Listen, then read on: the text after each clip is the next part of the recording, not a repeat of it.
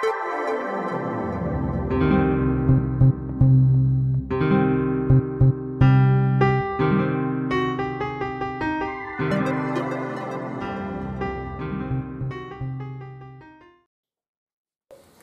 bater um papo com vocês. Primeiro lembrar que em 2001, quando eu lancei o primeiro livro, Ateu, Graças a Deus, que foi parar no exterior sozinho e depois editado em braille, eu usei livros virtuais. Por quê? Ora, primeiro que para fazer livros de papel tem uma burocracia muito grande, tem uma despesa, um investimento muito grande inicial. E segundo, eu pretendia distribuir meus livros gratuitamente. Se era para distribuir gratuitamente, como é que eu ia bancar livros de papel para todo mundo? Não tinha condição. Então essa foi a segunda razão. E a terceira razão é porque hoje em dia é tudo muito mais moderno. E naquela época eu já imaginava que seria assim, porque já estava aparecendo os tablets. Lembra dos tablets? Aqui você armazena tudo que você quiser. Ajuste o tamanho das letras. Pode enviar por e-mail. Pode ler na cama, na condução, no banheiro. Né? Pode guardar uma biblioteca inteira num pendrive, em livros virtuais. Não pegam traça nem cupim e sai muito mais barato. 5 vezes menos. Para o custo, para a venda. Para o custo é mais barato ainda. Eu só tenho custo no investimento que eu faço. Investimento em equipamentos que não são baratos, mas deu para quebrar o galho. Em 2003, eu lancei Sinto Muito, mas Jesus Cristo não existiu. Esse livro me surpreendeu, até porque eu pensei de ser, assim, inicialmente, haver um impacto muito grande, mas ele saiu devagar. Eu me precipitei, inclusive lancei ele só porque eu estava muito apressado em mostrar aquilo que eu havia descoberto. E eu lancei com 100 páginas. Hoje tem mais de 300 com as revisões que eu fiz posteriormente. Mas sabe o que surpreendeu? Foi a inveja dos ateus. Aqueles mais ateus, ou desculpa, ateus entre aspas, né? Que esses caras são moleques, eram moleques. Eles ficaram com inveja porque eu lancei uma coisa que ninguém tinha lançado assim explicitamente. Nem Nietzsche não falou a respeito disso. Né? E veio uma chuva de críticas. Né? Disseram que eu não era escritor, porque nenhuma editora quis editar os meus livros, que eu tinha um nariz grande, não é? Etc. Mas eu segui adiante com a seguinte ideia, era mostrar e provar, que eu já sabia, que Jesus Cristo não havia existido. Entendeu? Mais adiante, em 2012, dentre outros livros que eu escrevi, que eu já escrevi um total de 17 livros, eu escrevi A Verdadeira História de Jesus Cristo. Bom, nesse livro eu vim passo a passo, desde um pouquinho antes do século I ainda, até o ano 250, eu mostrei que Jesus Cristo não era conhecido por ninguém, nem pelos apologistas cristãos que comentavam, que escreviam, etc. Não citavam os fatos que estão narrados na Bíblia de hoje, por suposição. Né? Então, eu achei o seguinte, que depois desse, não existia mais nada o que escrever, porque já tinha provado que Jesus Cristo era uma fraude, era um mito. Pois bem, 2014, esse ano, eu tive uma informação casual que eu vi num vídeo e digo, poxa, essa informação é muito boa, eu não sabia disso. É uma informação boa para passar para os meus leitores. Aí prestei atenção no vídeo, gravei o vídeo, copiei os detalhes do vídeo e fui buscar aquelas informações de onde elas estavam, né? Elas foram feitas na Austrália, foram passadas para os Estados Unidos, editados lá em livros, certo? Eu peguei esses livros, tá? Em inglês, traduzi, escrevi o Verdades e Mentiras Contundentes.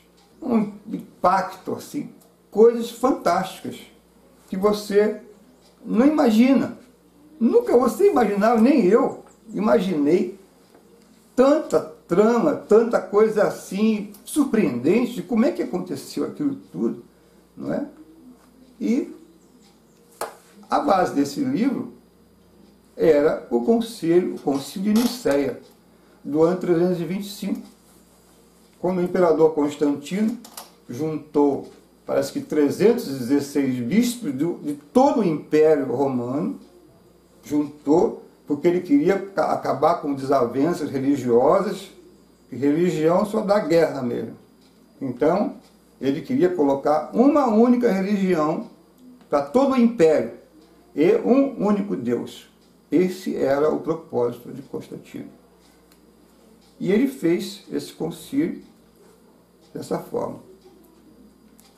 Eu publiquei isso nesse livro, contando todos os detalhes que vieram antes e os posteriores, que são mais importantes ainda. Agora, eu achei o seguinte, que aquelas informações que eu obtive estavam quase literais do que os outros escreveram. Assim, muito secas, sabe? Eu acho que muita gente estão cortadas, assim, tipo, não é uma coisa fluente. Eu digo, não, eu acho que eu precisava explicar isso melhor.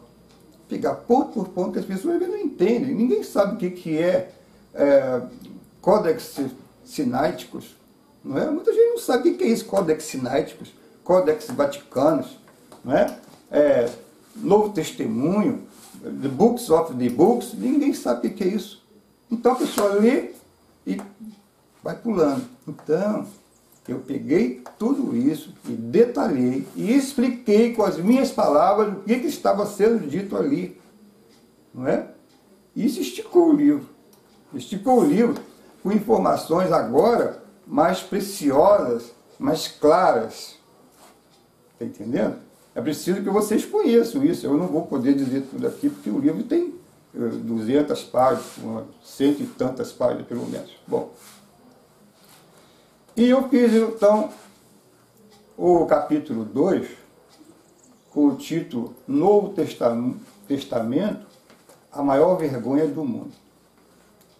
Eu elucidei muitas dúvidas geradas por essas novas informações que eu trouxe, para ficar mais fácil a compreensão do que ocorre realmente no âmbito do cristianismo. Tem que explicar, porque isso é muito complicado. Entendeu? Muito escondido, muito atravessado, etc. Está tudo cheio de mentiras e falsificações. Eu acabei organizando por ordem cronológica esses acontecimentos que envolveram o mito de Jesus Cristo. E essas informações agora podem fluir facilmente para a sua compreensão na sua mente. Assim como a solução desse problema, causado pelos mistérios que a igreja cristã tenta esconder a todo custo. Eu arrumei esses fatos desde o Concílio de Nicéia, em 325. No livro anterior eu parei em 250, achei que tinha mais o que explicar, o que mostrar. Agora eu cheguei a 325. No Concílio de Nicéia, quando lá havia quando nessa época ainda havia resquícios do cristianismo primitivo, como é conhecido por autores e críticos, o período popular espontâneo dessa religião, que eram seitas pequenas. Hoje em dia, porque o cristianismo já nasceu, não sei como. Não, aquilo eram seitas que eles foram buscar. E ainda tem o seguinte, eram seitas do Deus Cristo, não era Jesus Cristo, do Deus Cristo. Depois eram seitas semelhantes a Crestos. O nome Cristo e Cresto era a mesma coisa, então eles confundiram tudo. Mas o que acontece, na verdade, é que a partir do 325, do ano 325, é que a coisa começou a ficar clara. Você vai entender tudo completamente diferente, mas você nem imagina o que aconteceu a partir daí. Certo? Primeiro, eu mostrei rapidamente histórias semelhantes à de Cristo, que vieram de 5.000 anos atrás e foram aproveitadas por mais de 20 religiões em todo esse tempo, até aqui, né? Na criação de deuses chamados deuses solares. Os deuses solares, eu destaco Mitra, Horus, Atis, Krishna e outros mais, que são totalmente idênticos à história de Jesus Cristo. Tá certo? Eu expliquei o The Book of the Books, o Novo Testemunho, que é uma amálgama de todas as religiões existentes no Império Romano, e a criação do Deus Jesus Krishna. Esse foi o Deus que eles, no Concílio de Nicéia, chegaram à conclusão de que devia ser chamado dessa forma. Era metade druida, metade oriental. Aí juntaram os dois, né, e colocaram esse nome, um nome duplo. Eu expliquei como a religião cristã se desenvolveu a partir daí até o século XV. Tudo bem detalhado para você entender essa história com exatidão. Eu estou falando de história verdadeira. Aqui não é chute. Certo? Apresentei ao leitor o Codex Sinaiticus, que é o mais antigo livro que trata sobre o Novo Testemunho, de 325, que gerou o Novo Testamento da Bíblia que conhecemos hoje. Certo? Eu comparei o Codex Sinaiticus, eu copiei os dados, com o Codex Vaticanus, da Igreja Católica, também do século IV. São dois livros.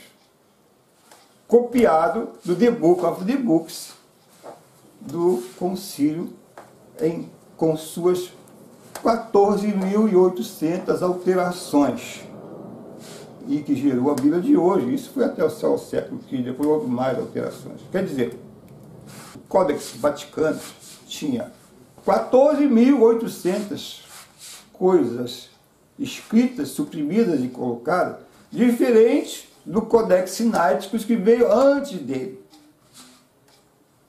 Esse Codex Sinaiticus apareceu depois e foi encontrado lá no Sinai por cientistas que eu vou mostrar para vocês o nome direitinho.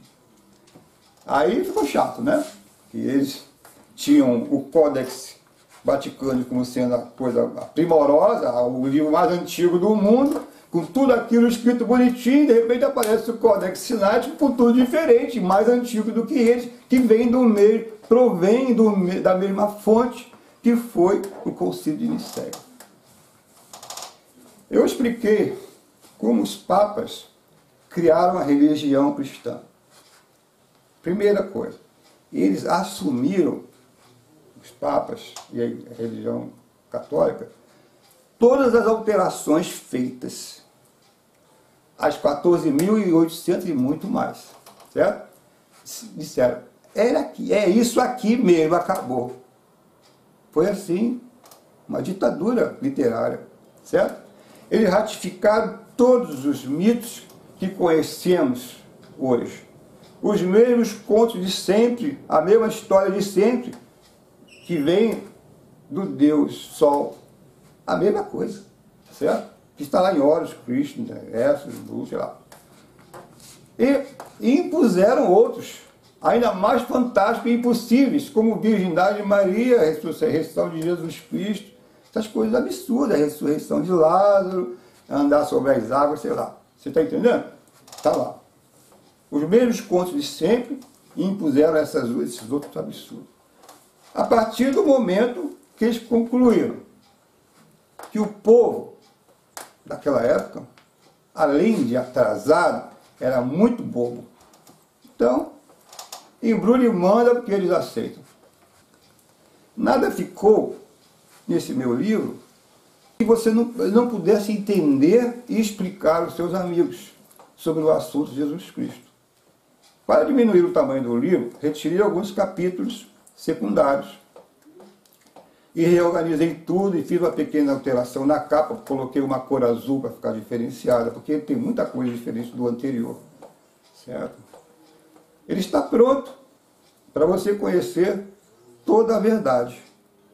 Você vai saber, por exemplo, que a história de Jesus Cristo foi feita depois de 325, lá para 350, da onde gerou o Códex Vaticano, que gerou a Bíblia, mas diferente daqueles casos antigos, populares, que falavam de Cristo, de créditos e etc. Tal. Totalmente diferente. Então eles inventaram isso, assumiram e disseram, isso, acabou. Certo? Bom, tudo muito claro e fácil. Agora, eu dou 72 referências de onde foram encontrados os fatos que eu publiquei. Da onde você tirou isso, Pedro? Não é? Não fui eu que tirei tudo, não. Eles tiraram e colocaram no livro, eu peguei. Tá? São 72 referências. Cada coisa que eles escreveram, disseram, isso veio de tal lugar, isso veio de tal lugar, certo? Isso veio de tal lugar. A maioria das coisas, você mesmo pode confirmar pela internet. Outros, só se você visitar a ala proibida da Biblioteca do Vaticano. Ou a Enciclopédia do Vaticano, de onde foram tiradas muitas dessas informações secretas que agora estão sendo expostas. Cuidado. Se você ainda é um desses que acredita em Jesus e companhia, vai tomar um choque quando ler esse livro. Vai tomar um choque anadidático. E pode entrar em coma profundo. Esse livro é arrasador, é terrível, é contundente mesmo, é o fim da linha, agora a Bíblia acabou, eu não tenho mais nenhuma dúvida, ninguém mais vai ter, agora eu conheço toda a história, tintim por tintim, exatamente como aconteceu e documentada. Esse livro é o único no mundo que traz a verdade completa, e eu assino embaixo.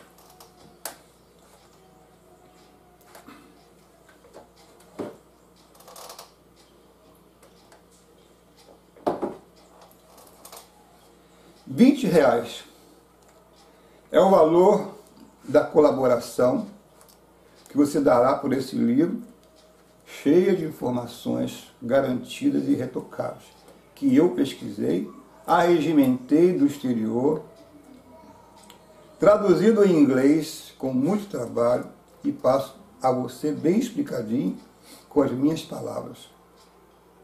Certo? Eu acho que é justo.